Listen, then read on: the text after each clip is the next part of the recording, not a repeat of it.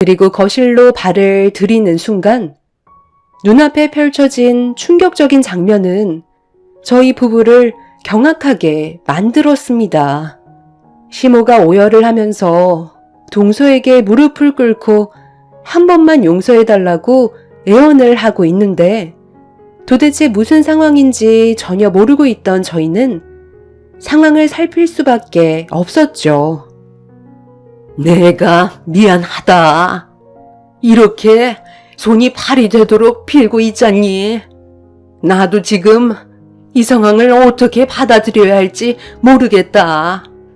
네가 기분이 풀리지 않을 거라는 거 잘 안다. 잘 알고 계시네요.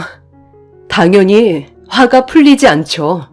저에게 평생 지울 수 없는 충격적인 일을 저질렀는데 제가 용서를 할 수 있을 것 같아요? 제 인생 책임지세요. 내가 너한테 무슨 말을 하겠니? 나도 그때는 어쩔 수 없는 상황이었단다. 살고 싶었기 때문에 내린 결정이었고 단 한 번도 잊은 적은 없었다. 어딜 일어나서 다가와. 당장 무릎 꿇지 못해? 이 여편네가 천지분간 못하고 왜 자꾸 다가오려는 건데? 나는 당신이 소름 끼치게 싫다고. 나를 이렇게 만들어 놓고 지금까지 마음 편히 두 벌 뻗고 잘 먹고 잘 살고 있었나 봐.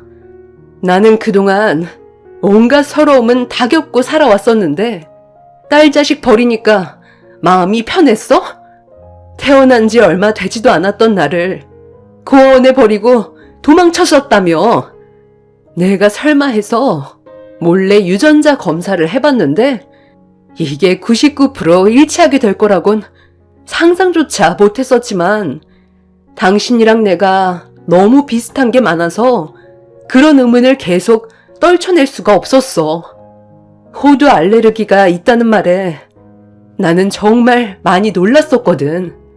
그러다 보니 당신을 계속 유심히 바라보게 되었고 어딘가 모르게 닮은 부분들이 보이기 시작하다 보니까 혹시 나를 버린 엄마가 아닌지 고민을 할 수밖에 없었다고. 그런데 99%가 웬 말이야? 나를 버린 사람을 그동안 시어머니로 모시고 있었잖아. 당신 때문에 내 인생은 하루라도 편할 날이 없었어. 지금까지 힘들게 살아온 내 삶을 어떻게 책임질 건데? 고아원에 버릴 거면 낳지를 말던가. 내가 당신 뱃속에서 나왔다는 것만도 소름 끼치게 싫은데 당신은 나를 버릴 때 어떤 느낌이었을까? 나처럼 치를 떨며 버리고 도망쳤겠지. 그러니까 이렇게 마음 편히 살고 있었을 테지. 단 한 번이라도 내가 살아왔던 고아원에 찾아오기라도 했었으면 충분히 만날 수가 있었어. 나는 성인이 될 때까지 내 엄마가 돌아와 줄 거라고 생각했었는데 끝내는 오지 않더라. 그런데 이제 와서 그리웠다고? 어디서 거짓말이야? 내가 입이 10개라도 너한테는 할 말이 없다. 하지만 나도 그때는 어쩔 수가 없었어. 나와 결혼을 약속했던 남자가 임신을 했다는 사실을 알리는 순간 잠적을 해버렸고 부모님께서는 그런 나를 받아주지 않았다고.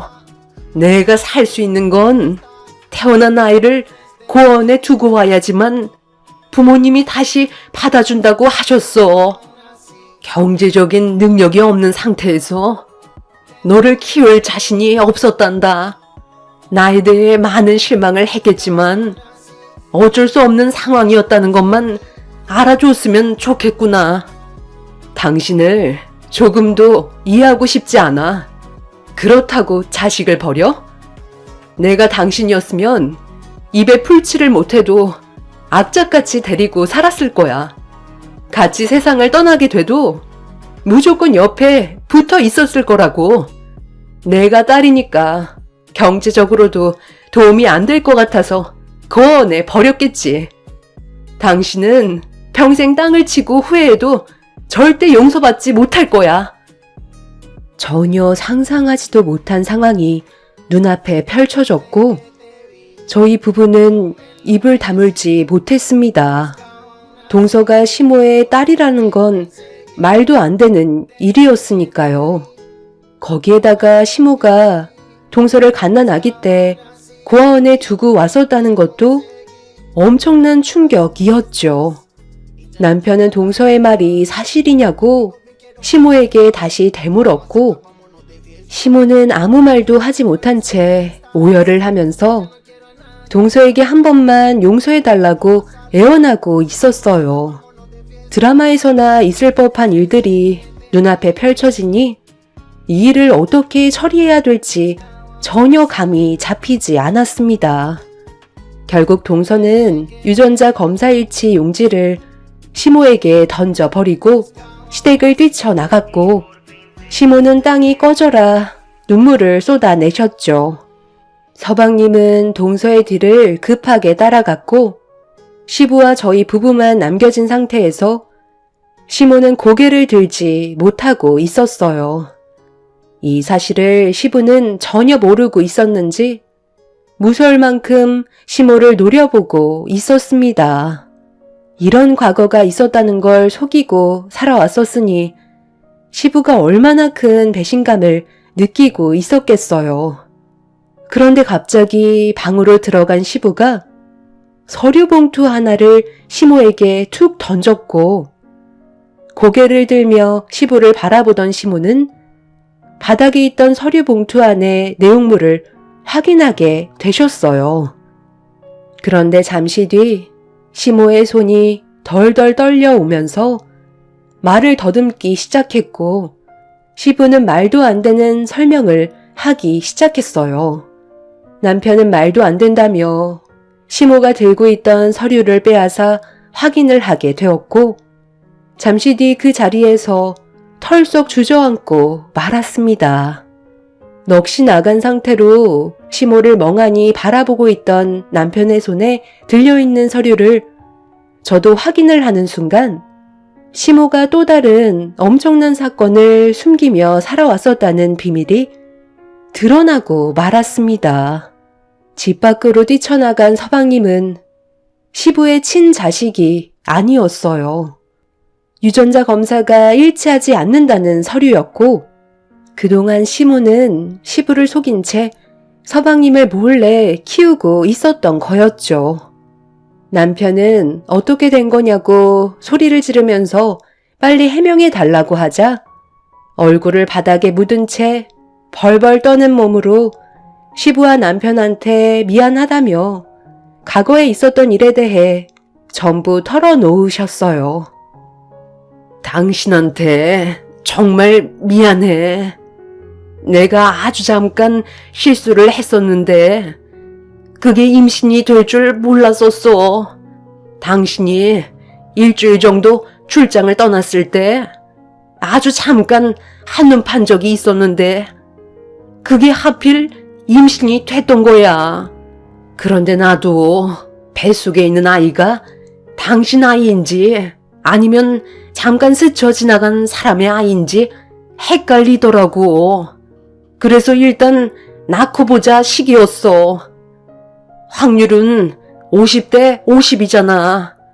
그렇게 둘째 아이를 출산했을 때 당신이 너무 좋아하길래 나도 태어난 아이가 당신 아이일 것 같다고 생각하며 지금까지 살아왔었던 거야.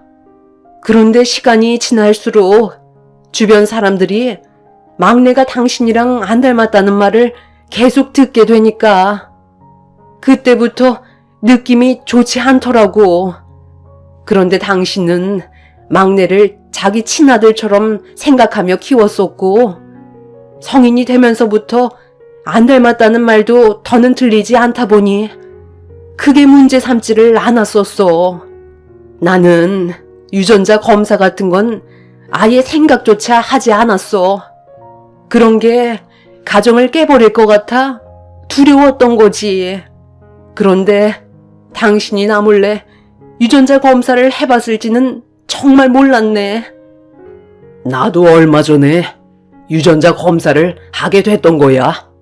당신은 모르겠지만 지금까지 살면서 알게 모르게 나랑 막내가 안 닮았다는 말을 계속 들어왔었고, 그런 것들이 나한테는 스트레스로 왔었는지 확실하게 내 두 눈으로 확인해 보고 싶어서 결국 유전자 검사를 진행하게 되었던 거지.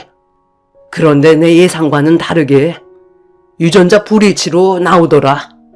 그동안 내 친아들이라고 생각하며 모든 걸 주고 키웠었는데 내 피가 한 방울도 섞이지 않았다는 걸 알게 됐을 때 당신한테 엄청난 배신감을 느끼게 되었지.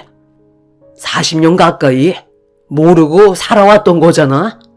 그런데 작은 며느리가 당신이 버린 친딸이었다는 또 다른 사실을 알게 된 순간 더 이상 혼자 속으로 앓고 있을 필요가 없겠더라고. 정말 다행인 건 큰아들은 나와 유전자가 일치하지만 막내는 어떻게 할 거야? 제가 알기라도 하면 엄청난 충격으로 다가올 텐데 당신이 그걸 감당할 수 있겠어? 내가 출장 간 사이에 다른 남자랑 눈 맞아서 집에까지 끌어들였다는 건데 그동안 나 몰래 그런 행동을 몇 번이나 더 했다는 거야. 당신 입에서 나오는 모든 말들이 전부 다 진실로 느껴지지 않아. 분명 숨기고 있는 게 훨씬 더 많겠지. 우리 이제 여기까지만 해야 되겠다. 아빠, 지금 이게 다 무슨 말이에요? 제가 아빠 아들이 아니라뇨. 저랑 장난하시는 거죠? 엄마, 말 좀 해봐요. 아빠가 한 말이 정말 사실이에요? 시동생이 집으로 다시 들어온 줄 전혀 몰랐던 저희는 모든 걸 다 듣고 있었는지 갑자기 나타나 가족 모두 순간 깜짝 놀라게 되었고, 제 손에 들려있던 유전자 검사 서류를 빼서 들더니 잠시 뒤 손을 부들부들 떨면서 눈물을 흘리기 시작했어요. 시동생은 다리에 힘이 풀렸는지 비틀거리다가 아빠가 누군지조차 모르는 삶을 지금까지 살아온 거냐고 분노를 하면서 시모에게 소리를 지르고 있었습니다. 충격적인 사실에 견디기 힘들어하던 시동생은 결국 집 밖으로 뛰쳐나가 버렸어요. 동서가 친딸인데다가 고아원에 버린 것도 충격이었는데 시동생까지 시부의 친아들이 아니었다는 건 도저히 용서받을 수 없는 상황이 되어 버렸죠. 한순간에 시댁 집안은 난장판이 되었고, 시부는 그날 이후 조금의 망설임도 없이 시모와의 이혼을 결정하게 되셨어요. 울며 불며 매달려 보기도 하고 동서와 시동생에게 연락을 취해 용서를 구했지만 누구 하나 시모의 편을 들어주는 사람은 아무도 없었습니다. 이미 남편까지 시모의 행동에 너무 충격을 받고 실망을 했는지 일절 만나주지 않고 있었어요. 그렇게 오갈 데 없이 혼자가 되어버린 시모는 남편이 출근한 틈을 타 저희 집에 찾아오셨어요. 상당히 지쳐 보이고 괴로운 모습을 하고 있는 시모를 보니 저도 어떻게 해야 될지 모르겠더라고요. 잠깐만 저와 대화를 하고 싶다는 말에 어쩔 수 없이 문을 열어 드렸습니다. 내가 요 며칠 동안 감당할 수 없을 정도로 큰일을 겪어서 너한테 사과할 겨를이 없었다. 그때 너한테 막대했던 행동에 대해서는 정말 미안하게 생각한다.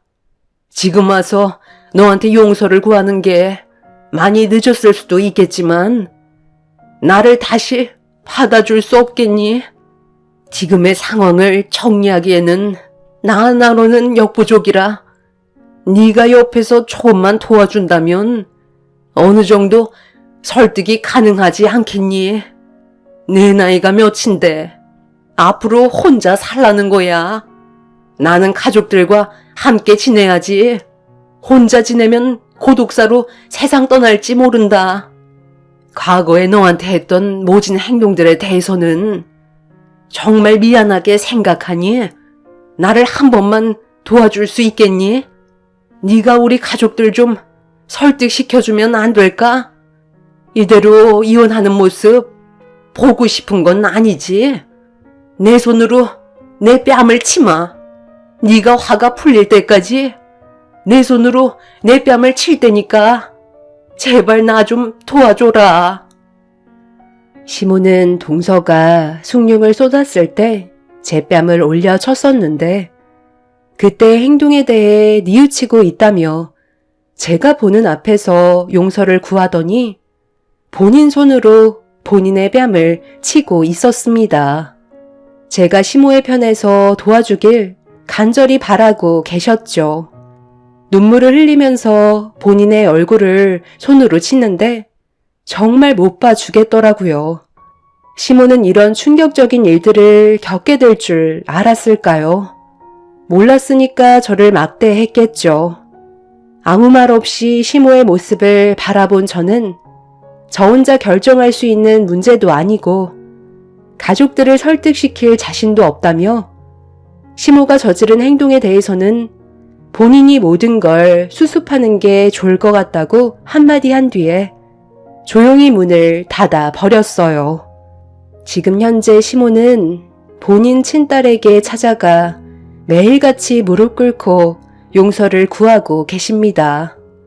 그리고 시동생에게도 손이 발이 되도록 빌고 있죠. 시부에게도 한 번만 봐달라며 애원을 했지만 끝내 이혼을 피할 수는 없었습니다. 평범한 생활을 유지했던 시모의 삶이 한순간에 나락으로 가게 될 거라곤 정말 상상도 못했었어요. 남편과 저도 시모에게 받은 상처가 너무나도 컸었는지 현재 일절 얼굴을 안 보여주고 있는 상태입니다. 시모의 잘못된 과거의 행동들이 이제야 밝혀지게 되었고 그로 인해 모두에게 상처만 남아 버렸네요. 한순간에 혼자가 되어버린 시모는 매일을 자신의 잘못된 행동에 대해 용서를 구하며 다니고 있습니다. 아마 살아계시는 동안 용서받을 일은 없을 것 같네요. 뿌린 대로 거둔다고 하죠. 남은 인생 자신의 과거에 대해 후회하며 살길 바랄 뿐이네요.